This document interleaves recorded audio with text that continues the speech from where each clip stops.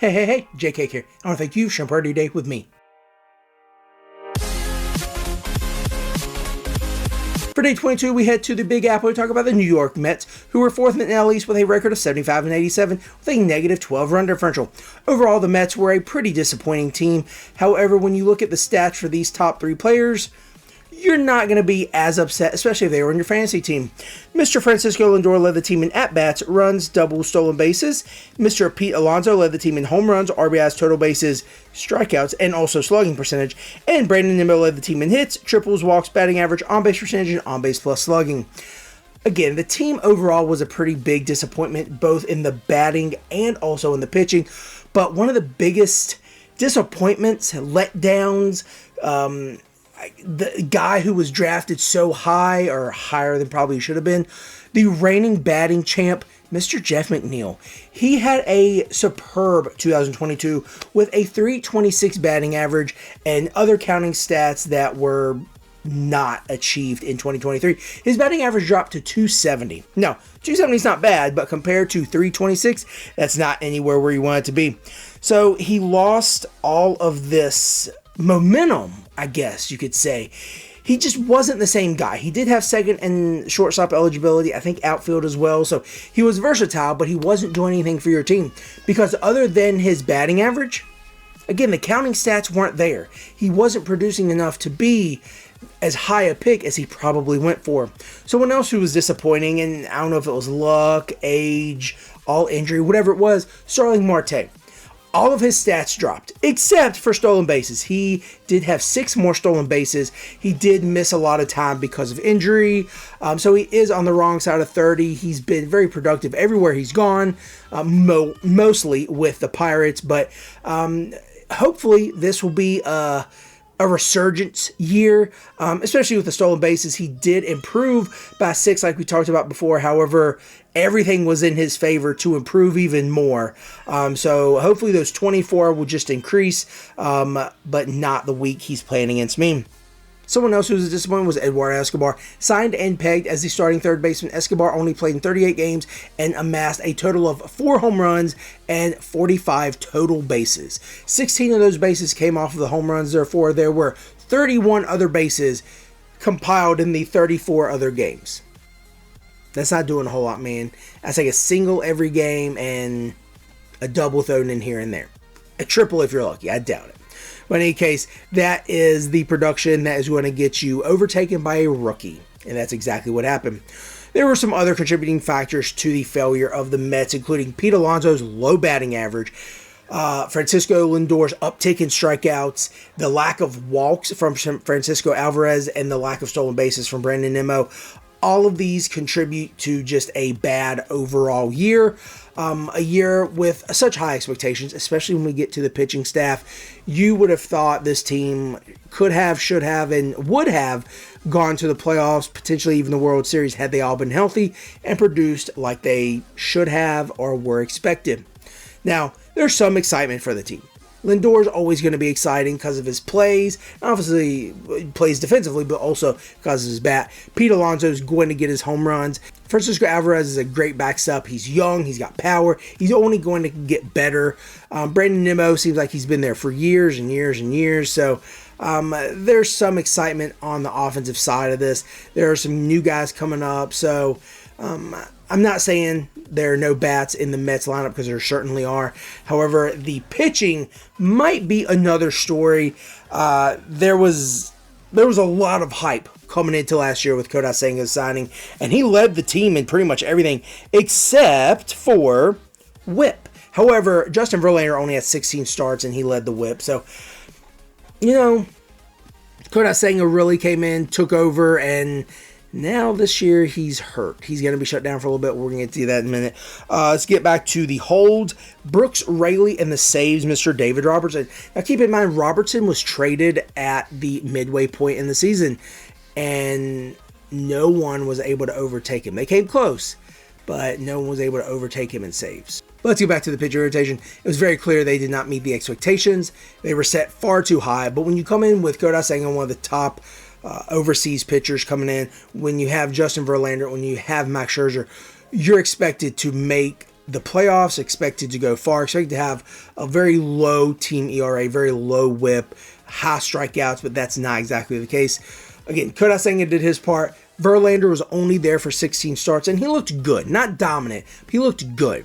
However, once he was traded back to the Astros, everything looked to be a whole heck of a lot better for him then. Then we get to Max Scherzer. He had a very uncharacteristic 4+ ERA. He did pitch 109 innings, 121 strikeouts, 30 walks. So not great, not bad numbers, but you definitely want those walks to go down. After the trade to Texas, his wins improved, his ERA improved, his whip improved. So something is happening in Texas. Obviously, the Rangers and the Astros are getting the most out of their pitchers. So we'll see how that goes. Someone else was high on going into last year was Jose Quintana. And I looked good for a few starts. However, 75 innings pitched, 13 games started. He did have 8 quality starts, so that was good. But he only had 3 wins, and he had 30 walks. That's not going to be good. So I've made much better guesses when it comes to players. That was not a good guess. Joey Lucchesi. This is a guy that I took a flyer on, and it paid off every now and then. It was really just supposed to be a spot start. There was an injury, go figure, in the Mets rotation, and Lucchesi ended up starting 9 games, which is great. He had 4 wins. He had a sub-3 ERA, so he did his part. He definitely did his part in that rotation. He is in the running for a potential spot, but we'll see how that goes because they've brought in a few other guys. I don't know if I like these guys more than Lucchesi, but in any case, once we get past the rotation, the bullpen really is the strongest part of this team. Obviously, you have Edwin Diaz coming back. You have Brooks Raley. Just those two right there, pretty good. You have Adam Ottavino, who, here's the thing, he was great in Colorado. Not where you expect pitchers to be good. Went to New York, wasn't great. Now he's in the other New York team, and he's looking good. Looking real good.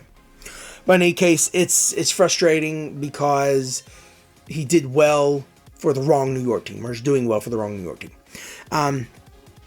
Edwin Diaz will hopefully be back to his dominant self. I really like Diaz. I really like the trumpets, and as much as I hate to see him just blow heat past my Yankees, it's entertaining to watch him play. Now, they're going to probably monitor his workload. So I'm not saying he's not going to get his full slate of saves, opportunities, but they're probably not going to let him work any more than 2 days, 3 days at the absolute most. Which I would say standard, but I mean there are some guys that you can throw out there a little more, especially middle of the season. Like they're just, hey, we need wins, go go go go. So I feel like he at most 2 days in a row. So that is part of a bullpen you might actually consider getting into.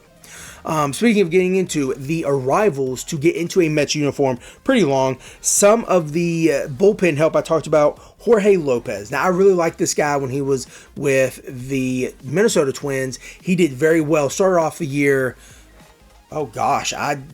multiple, like double-digit scoreless innings, and then forgot how to pitch, and, everything just went terrible for him.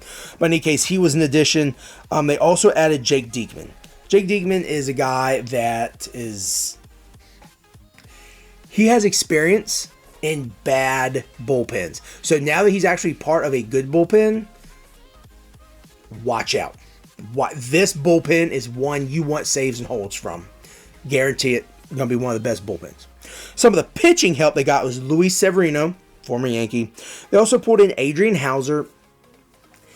I really think at this point in time the Brewers would like Adrian Hauser back, but they can't have him. Also, Sean Manaea. Sean Manaea is going to be stretched out to be a starter, whereas his success really came as a secondary guy, secondary starter, coming in after an opener in the San Francisco rotation last year. I don't think he's going to be as effective. I don't think he's going to be anywhere near as good. He's not going to be deployed the way I think he should be, but I'm also not the owner of the Mets, so it doesn't matter. Another former Yankee, Harrison Bader. I'm glad he's gone. I don't mind him. And then finally, Tyrone Taylor. You might not think anything of that. However, he came came in very handy for the Brewers when they had Christian Yelich had to go on the IL because of hip or back or rib, something like that. But in any case, Tyrone Taylor, he did make some defensive plays. He also has a little bit of speed, so they actually did their part in improving that lineup. Now talk about the departures. Scherzer, Verlander, we talked about. Also lost Mark Canha. He went to the Tigers. He had sneaky speed and a little bit of pop, so I think they're going to miss him. Gary Sanchez, I don't know if they're going to miss him at all. David Robertson, that would have only strengthened that bullpen. And of course, Dakota Senga, at least for a period of time. So overall, the Mets have a pretty good lineup when it comes to bats. They have limited option when it comes to pitching, but their bullpen is stellar. I would absolutely get a slice of that pie, if you know what I'm talking about. If you are doing fantasy, look into Rayleigh, look into Diekman, obviously look into Diaz. Ottavino's going to be good. So good options there in that bullpen. So tomorrow we're going to be going down to Miami to talk about the Marlins, the very surprising Marlins, actually. So I'm looking forward to seeing you there. I'm looking forward to talking to you more. And this is JK. I want to thank you for sharing part of your day with me.